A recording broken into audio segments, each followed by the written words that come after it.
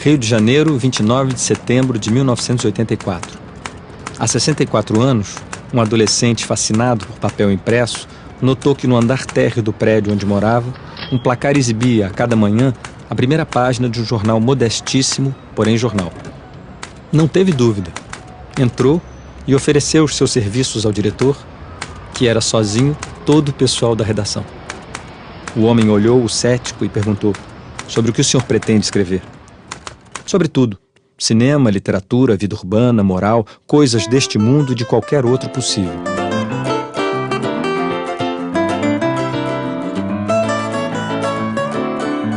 Nasceu aí, na velha Belo Horizonte dos anos 20, um cronista que ainda hoje, com a graça de Deus e com ou sem assunto, comete as suas croniquices.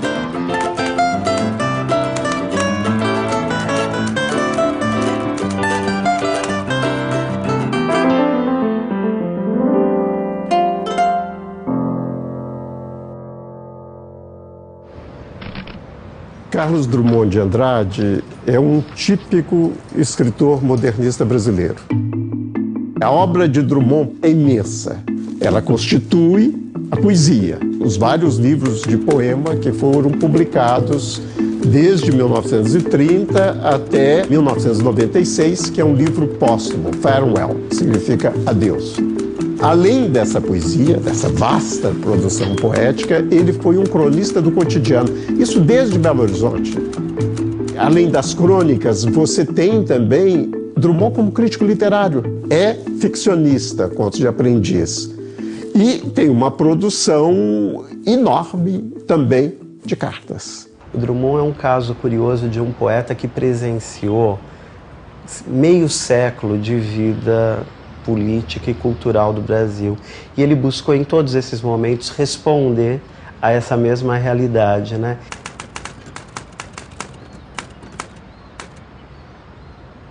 Eu faço crônica, meu Deus, desde 1900, até tenho vergonha de dizer 1920 que eu cronico, né? Mas a crônica é um gênero engraçado, ela não tem importância, em primeiro lugar. Não vamos dizer que a crônica seja um gênero importante. Eu considero meu ofício de cronista o de uma espécie de palhaço, João Clare, que dá cabriolas, dá saltos para as molecadas para distrair um pouco o leitor comum.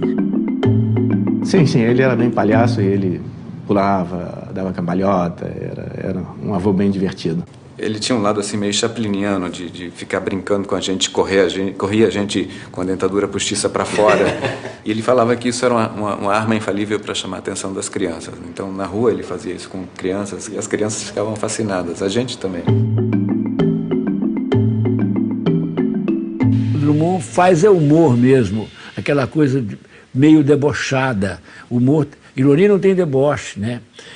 O humor tem um deboche. O exemplo mais engraçado é o Rondó, aquela história do fulano amava ciclano, que amava ciclano, que não amava ninguém.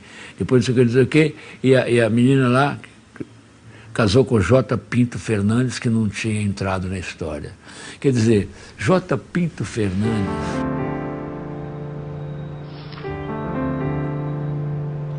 Quadrilha.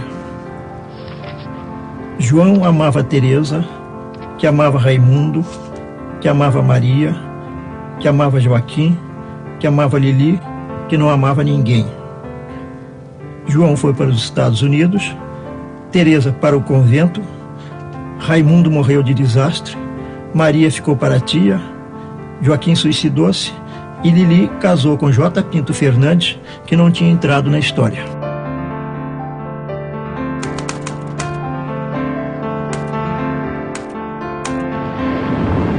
Viu de longe, mas de coração arfante, a Segunda Guerra Mundial. Os ismos de vanguarda que ambicionavam reformular para sempre o conceito universal de poesia. Anotou catástrofes, a lua visitada, as mulheres lutando a braço para serem entendidas pelos homens. As pequenas alegrias do cotidiano, abertas a qualquer um e que são certamente as melhores. Procurou extrair de cada coisa, não uma lição, mas um traço que comovesse ou distraísse o leitor, fazendo-o sorrir, se não do acontecimento, pelo menos do próprio cronista, que às vezes se torna cronista do seu umbigo, ironizando-se a si mesmo antes que outros o façam.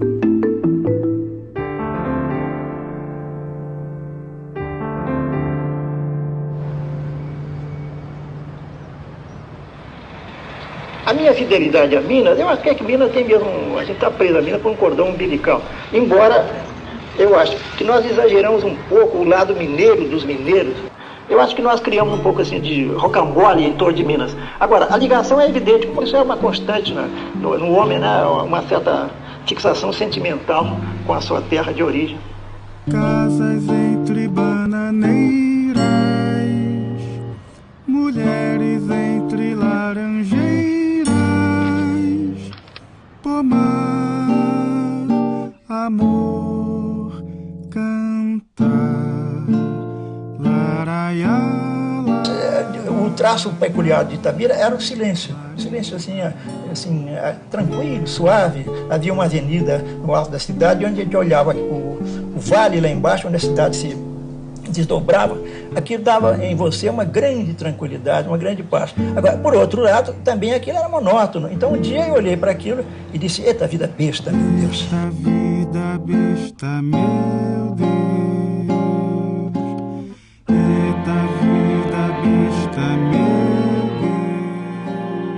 Eu gostava muito das letras antes de saber ler.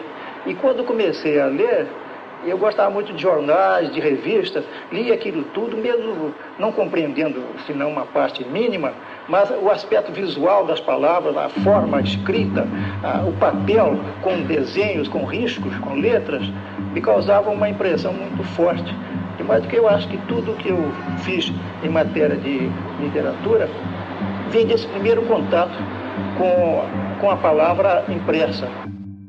Ele era um menino assim, gostava de brincar com pedra, conversava com nuvem, conversava com um passarinho. Isso para a idade dele, preferia os brinquedos, largava os brinquedos caros que o pai dele comprava. O pai dele era coronel, riquíssimo, para poder brincar com as coisas. Ele tinha um tio materno que era poeta repentista, Alfredo Drummond. Ele parava, quando o Alfredo chegava lá, ele parava para escutar os versos do Alfredo Drummond. Então todo mundo achava que ele era meio doidinho, que não era muito certo não. Infância. Meu pai montava a cavalo e ia para o campo. Minha mãe ficava sentada cozendo. Meu irmão pequeno dormia. Eu, sozinho, menino entre mangueiras, lia a história de Robinson Crusoe, comprida história que não acaba mais. No meio-dia, branco de luz, uma voz que aprendeu a ninar nos longes da senzala e nunca se esqueceu, chamava para o café. Café preto que nem a preta velha, café gostoso, café bom. Minha mãe ficava sentada, cozendo, olhando para mim. Não acorde o menino, para o berço onde pousou o mosquito. E dava um suspiro, que fundo. Lá longe, meu pai campeava no mato sem fim da fazenda. E eu não sabia que minha história era mais bonita que a de Robinson Crusoe. A chegada dele à imprensa em Belo Horizonte foi por um jornal chamado Jornal de Minas, que era um jornal meio vagabundo que funcionava na Praça da Estação. E ao lado desse jornal ficava um hotel chamado Hotel Internacional, onde morava a família Drummond de Andrade. Café Estrela era um estabelecimento ali na Rua da Bahia, que era a coisa mais importante que tinha em Belo Horizonte. Toda a vida passava por ali. E o Drummond ia lá beber, tomar café, o café com leite, o chopp com os seus amigos. Ele tinha, sobre essa turma, uma liderança natural. Nós éramos moços e, nessa ocasião, dificilmente a época não é boa. Mas, sobretudo, o que me agradava muito nesse tempo era o seguinte, era uma espécie de comunidade que nós praticávamos com absoluta lealdade uns para com os outros e sem nenhuma cerimônia. De modo que nós nos criticávamos, nós fazíamos piadas uns com os outros e sentíamos que éramos uma espécie de unidade no meio da diversidade de todos nós. O Drummond, ele saía do trabalho dele, que era na imprensa oficial, no centro de Belo Horizonte, e ia para o bairro da Floresta, onde ele morava já casado com a Dolores. Ele se casou em 1925. E essa história é, no mínimo, em 1929, quando se inaugurou um viaduto ligando o centro a esse bairro da Floresta. Tem uns arcos no viaduto. E o Drummond, em vez de, como qualquer um de nós, andar pela calçada, ele subia num desses arcos e descia do outro lado. Essa brincadeira de Drummond acabou virando a brincadeira do grupo dele, como um ritual de passagem para a literatura. Talvez esse pessoal não fosse capaz de subir tão alto na literatura, mas subia igualmente alto nos arcos do viaduto. Você já foi boêmio? Eu acho que foi, né? Porque eu tive uma cidade livre, né? Passava as noites na rua praticando loucuras, né? Então eu acho que eu fui boêmio. Eu mereço esse título no passado, né? Fizemos aquilo que foi possível, né? Nos destacarmos lá como malucos e para irritar a sociedade mineira, a tradicional família mineira. Naquele tempo não era tradicional família mineira, não tinha esse nome, mas era tradicionalíssima, sabe? Era uma gente muito fechada, não havia contato entre rapaz e moça, né?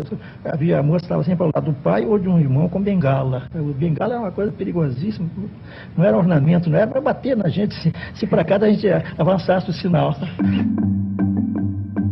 Em 1924, chegou ao Brasil o suíço Blaise Cendrars, que era um dos poetas mais considerados na Europa naquele momento. Mas, em lugar, não é, de os modernistas lhe mostrarem a pujança da futura megalópole, o levam a Minas Gerais para conhecer as cidades históricas.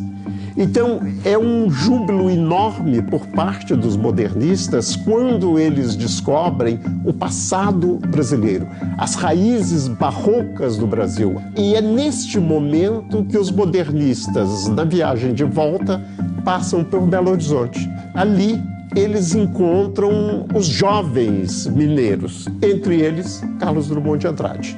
Quer dizer, é nesse momento, então, que Carlos se aproxima de Mário de Andrade. E essa amizade é Drummond quem dá o primeiro passo. Alguns meses depois, Drummond, se não me engano, em outubro, Drummond escreve a primeira carta a Mário de Andrade e lhe pergunta se ele se lembra de um rapazinho magro que estivera com ele no Grande Hotel. Drummond mandou para Mário de Andrade um caderno com duas partes. A primeira parte corresponderia a este quase livro. E a segunda parte incluiria a sua produção que iria desembocar em alguma poesia, que se chamava à época Minha Terra Tem Palmeiras. Então, Mário de Andrade faz até elogios a vários poemas daqui, faz críticas a outros, é mais entusiasmado com a segunda parte, o embrião efetivo de alguma poesia. Alguns dos poemas que apareciam no primeiro livro dele, Alguma Poesia de 1930, vinham certamente desde o início da década de 20.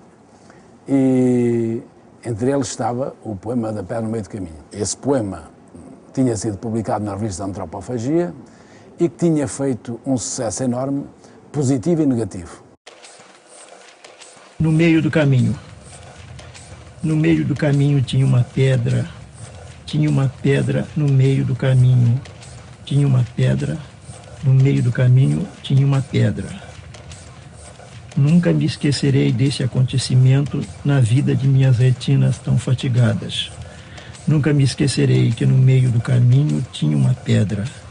Tinha uma pedra no meio do caminho. No meio do caminho tinha uma pedra.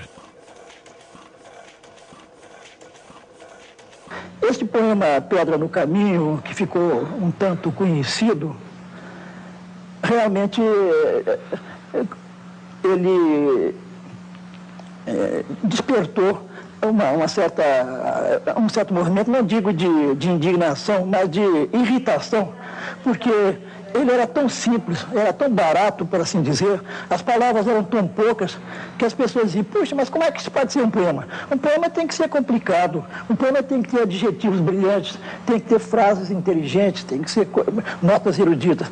E o meu poema não tinha nada, mas exatamente a minha intenção era essa, era fazer um poema com o mínimo de palavras, bem repetido, bem massacrante, bem chato, para explorar as possibilidades da repetição da palavra. O Drummond, ele é um poeta muito característico, quer dizer, ele é bem distinto dos outros poetas da geração dele, né? Ele tem um caminho muito próprio, né? Que logo no primeiro livro ainda não está, mas que vai se consolidando, né? E que ele próprio expressa quando ele diz que ele é um poeta do tempo presente, né? Quando ele vem para o Rio, quando ele passa, quer dizer, ele estava na cidade, na metrópole, né? Quer dizer, o Rio daquela época era de qualquer maneira uma metrópole, e ele reflete essa coisa da cidade grande, com muita gente, um restaurante cheio de gente. Mãos dadas. Não serei o poeta de um mundo caduco. Também não cantarei o mundo futuro. Estou preso à vida e olho meus companheiros. Estão taciturnos, mas nutrem grandes esperanças. Entre eles, considero enorme realidade. O presente é tão grande, não nos afastemos. Não nos afastemos muito. Vamos de mãos dadas. Não serei o cantor de uma mulher, de uma história. Não direi os suspiros ao anoitecer, a paisagem vista da janela. Não distribuirei entorpecentes ou cartas de suicida. Não fugirei para as ilhas, nem serei raptado por serafins. O tempo é a minha matéria. É a minha matéria. O tempo presente, os homens presentes, a vida presente.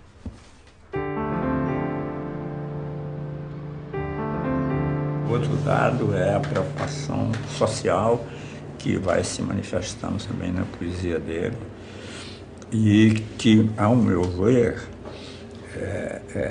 em Rosa do Povo atinge o ápice. Eu acho que ali há poemas que são realmente extraordinários. São poemas, dos melhores poemas já escritos. Em 1955, 56, Bandeira era o poeta mor e continua sendo, né? E Drummond era considerado um poeta importante e tudo, mas encrencado, compreende, difícil. Meu pai, quando eu tinha 15 anos, me deu um disco que tinha no lado A, Bandeira, e no lado B, Drummond. E é um pouco, talvez, para desafiar a família, eu comecei a ouvir mais o lado B. Eu conheço poucos poetas novos, né? E tenho a minha paixão pelos poetas velhos. Eu acho que até uma espécie de solidariedade de classe, né? E desses poetas velhos? Eu coloco sempre em primeiro lugar pela afetividade, pelo carinho que eu tenho por ele e que ele tinha por mim, Manuel Bandeira. É uma espécie de orientador, de pai poético que eu tive. Eu tenho a impressão que se eu não tivesse conhecido a poesia do Carlos Drummond, sobretudo dos dois primeiros livros, compreende? Que eu tenho a impressão que foram os que mais me marcaram. Os dois primeiros livros, não. A poesia de Carlos Drummond até Rosa do Povo, eu tenho a impressão que se eu não tivesse conhecido alguma poesia, Breves das Almas, compreende? Eu nunca me teria ocorrido escrever poesia, compreende? Drummond é Deus, compreende? Porque é uma coisa assim tão impressionante, porque a obra dele você abre em qualquer época, em qualquer momento em que você viva, você é como uma Bíblia. Ele era a unanimidade, o Drummond. Outros não eram. Drummond era, não lembro de ninguém sempre. E o Tom, mais que todos, o Tom sabia aquilo tudo de cor. Declamava no meio de churrascaria, saía assim com poemas do Drummond e tal. É preciso ler Baudelaire, é preciso colher as flores de que rezam velhos autores, é preciso viver com os homens, é preciso não assassiná-los, é preciso ter mãos pálidas e anunciar o fim do mundo. É demais, né? Preciso ter mãos pálidas. Comigo ele sempre foi muito simpático, muito receptivo. Me deu força, às vezes que eu tive problemas e tal, de ordem política e tal. Ele sempre tinha uma palavrinha dele, né? Naquela crônica do Jornal do Brasil. Eu faço duas citações a ele, que eu me lembre de música e tal, que é o poema Sete Faces, Nasci o Anjo Torto, aquela coisa, vai ser gosto da vida. Quando eu nasci veio um anjo safado, chato de um querubim, E decretou que eu estava predestinado a ser errado assim. E a quadrilha. Carlos amava Dora, que amava Pedro, que amava Thanos, que amava Filha, que amava Carlos, que amava Dora, que amava toda a quadrilha. Ele gostava muito de música popular e tinha um pouquinho de inveja declarada do Vinícius por fazer música popular. E tinha certa vaidade assim de ser musicado. Quando eu comecei a compor, eu disse que só comporia coisas que eu realmente acreditasse. Olhando, quando eu olhei essa aí, eu falei, é essa mesmo. Eu preparo uma canção em que minha mãe se reconheça, todas as mães se reconheçam e que fale como dois olhos.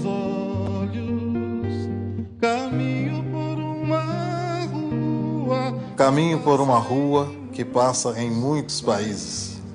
Se não me veem, eu vejo e saúdo velhos amigos. Fim de 42 eu me mudei para o Rio e aí estava em contato permanente com ele. Eu encontrava o Carlos Drummond nesse tempo, diariamente, porque eu trabalhava no DASP, ao lado do Ministério da Educação, e nós nos encontrávamos praticamente todos os dias, compreende? Por exemplo, um livro como Rosa do Povo, eu praticamente acompanhei a elaboração do livro, compreende? Quer dizer, ajudei a rever as provas, compreende? Consolo na praia. Vamos, não chores. A infância está perdida. A mocidade está perdida.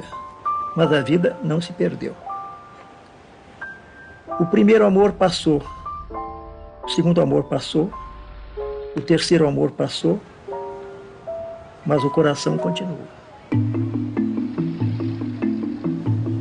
O Drummond ele chega ao Rio de Janeiro para ser o chefe de gabinete no Ministério da Educação e Saúde, como se chamava esse ministério. O ministro era o Gustavo Capanema, amigo dele lá da Patota Mineira, né? A minha experiência no Ministério da Educação foi muito rica. Agora, o que há é um grande contraste entre as minhas tendências naturais e a vida que eu levei de pequeno burguês acomodado e calmo, né? O sentimentalismo familiar, a ligação com amigos mais ponderados, e também a necessidade de ganhar a vida fizeram com que eu fosse não um anarquista militante, e sim um funcionário público, né? Não é por coincidência que a maioria dos modernistas vão para o Ministério da Educação, porque a educação é o grande problema dos anos 30. Agora, mal sabe ele, ou mal sabia ele, ou mal poderia adivinhar ele, que a condição de funcionário público, no momento de grandes transformações da sociedade brasileira, lhe iria acarretar dores de cabeça e, principalmente, contradições. Trabalhar no Ministério da Educação e Cultura não queria dizer colaborar com a ditadura. Não. Então, eu acho que é contraditório, não é? Mas a vida é contraditória, quer dizer. A minha função era estritamente burocrática e junto ao meu ministro. Qual era a ligação que eu tinha com o governo? Eu nunca fiz um discurso elogiando o presidente da República. Nunca escrevi um artigo elogiando o presidente da República. Nunca colaborei nas revistas de cultura, revistas literárias do governo. Qual era o compromisso que eu tinha com a ditadura? Nenhum. Procure nos jornais da época, procure qualquer pronunciamento meu em favor. Nada. Pelo contrário, eu até devo dizer que secretamente amargava a minha inconformidade com os rumos da política. Quando houve o choque, ele fechou o Congresso e instituiu a ditadura, realmente, eu podia ter saído. Não saí, porque o Capanema não saiu. Porque o meu vínculo era com ele, Capanema. A gente sabe que em 45 ele abandona o cargo que ele ocupava como chefe do gabinete do ministro da Educação, Gustavo Capanema. Então, é basicamente a passagem da poesia social da Rosa do Povo, que sai em 1945, para Claro Enigma, que sai em 1951. A mudança mais significativa na poesia dessa fase é, de certo modo, o abandono com os temas e os acontecimentos sociais mais imediatos. É uma poesia, a de Claro Enigma, que tende a voltar a certas formas convencionais, marcada por um pessimismo significativo. Eu quero compor um soneto duro, como poeta algum ousara escrever. Eu quero pintar um soneto escuro, seco, abafado, difícil de ler. Quero que meu soneto, no futuro, não desperte em ninguém nenhum prazer, e que, no seu maligno ar imaturo, ao mesmo tempo saiba ser, não ser. E é curioso porque a gente fala num Drummond dos anos 50, alheio, supostamente alheio às lutas sociais concretas, e, no entanto, ele está voltando a olhar para o passado, e esse olho do historiador despontando em vários momentos. O Drummond organizou o arquivo do patrimônio de uma maneira muito simples, mas muito lógica, geográfica e alfabética. Sempre se encontra o que precisa, quer dizer, uma coisa muito simples, muito sumária, mas muito eficiente. Essa relação do Drummond com a questão da memória, né, ela se desdobra em vários momentos, né? Então, não só nesse trabalho dele permanente de construir o próprio arquivo, né, de arquivar seus documentos e se arquivar, mas também na preocupação que ele tinha com uma memória pública, coletiva, e dentro dessa memória pública, coletiva, eu acho que entra o trabalho dele no IPHAN, porque ele era também amigo do Rodrigo Melo Franco de Andrade, né, que foi o primeiro presidente do IPHAN, e a ida dele ela é um desdobramento de uma preocupação que eu acho que atravessa a vida do Drummond, que é essa preocupação com a memória, né, com o patrimônio, né, não só da vida pessoal dele, mas da sociedade, de uma coletividade. Esse momento do IPHAN é um momento que está numa trajetória, não é? E que está dentro da prática política dele, ele, o intelectual, enquanto funcionário público, e que vai arrematar na poesia de Boitempo, né? Que é uma trilogia, né? São 3 livros de poesia memorialística. Memória. Amar o perdido deixa confundido este coração. Nada pode o ouvido contra o sem sentido apelo do não. As coisas tangíveis tornam-se insensíveis à palma da mão. Mas as coisas findas, muito mais que lindas, essas ficarão. Eu diria que o que ele tinha de extraordinário, entre tantas outras coisas, era a forma em que ele aproveitava o tempo. Ele otimizava isso. E aqui, na casa dele, era como um templo, digamos. Não vinham pessoas aqui, nós vinhamos, passávamos os verões aqui. Os horários aqui em casa eram muito, não digo rígidos no sentido militar, mas era sempre era tudo muito pontual.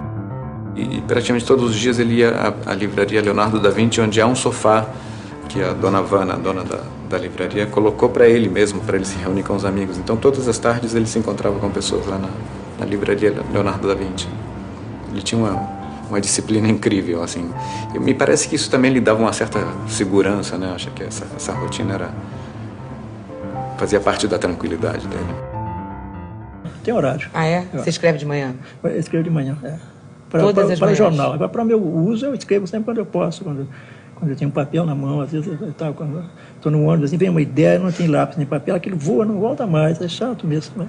Mas, em geral, eu escrevo em casa, à noite ou de manhã. Eu gosto muito do meu escritório, meus papéis, me arrumar meus arquivos. Tem um papelório grande que me acompanha pela vida toda. Ele enriquecia os livros acrescentando recortes, por exemplo, nas enciclopédias dele é comum você ver recortes com fotos digamos, da pessoa citada num determinado verbete. Era uma época em que não havia computadores nem nada disso, então, às vezes ele decidia reformular seu arquivo. Então você via no banheiro, a banheira cheia de papéis boiando, ele estava descolando e estava, digamos, colando tudo em outra ordem. Era tudo na base do papel, tesoura. aqui deixou tudo que é familiar, as cartas, tanto as da mãe, do pai dele, etc., como as que ele ia recebendo da gente, está tudo cuidadosamente organizado em pastas. Dolores querida, valeu a pena? Eu acho que sim, 61 anos depois. Beijos do Carlos. 30 de maio de 86. O tempo passa, não passa no coração amoroso. É preciso erguer a taça até no momento umbroso. A minha filha e amiga, no primeiro dia de 1985. Eu admiro profundamente a minha filha. Eu acho que ela é meu melhor livro.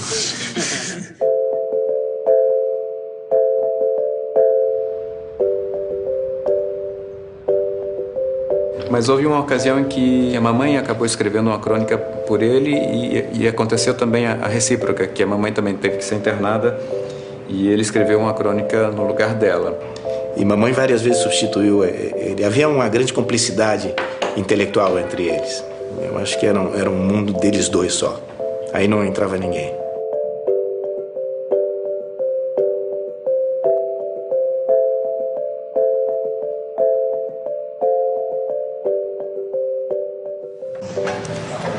Amor e seu tempo? Amor e seu tempo. Amor é privilégio de maduros estendidos na mais estreita cama, que se torna a mais larga e mais relvosa, roçando em cada polo o céu do corpo. Amor é o que se aprende no limite, depois de se arquivar toda a ciência herdada e ouvida. Amor começa à tarde. Bem, eu faço uma retificação. Amor não começa à tarde. Amor se apura com o tempo. Essa é a verdade. Porque quem não amou na mocidade, ou não amou desde a infância, não merece se amar na madureza.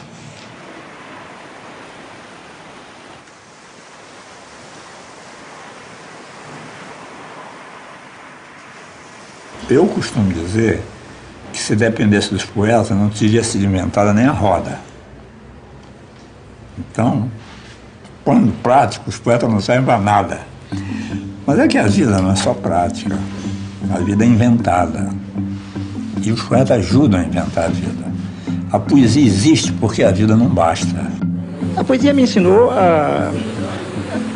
um pouco a viver, né? Porque eu acho que através da poesia nós adquirimos um sentido mais generoso do mundo e, ao mesmo tempo, nós sentimos a magia do mundo, a magia do universo. Há 10.000 definições de poesia. Eu não tenho nenhuma própria. Você escolherá a que achar interessante, porque a poesia, por si mesma, é uma explicação do mundo. Agora, a explicação da poesia fica por conta do leitor e da sensibilidade dele.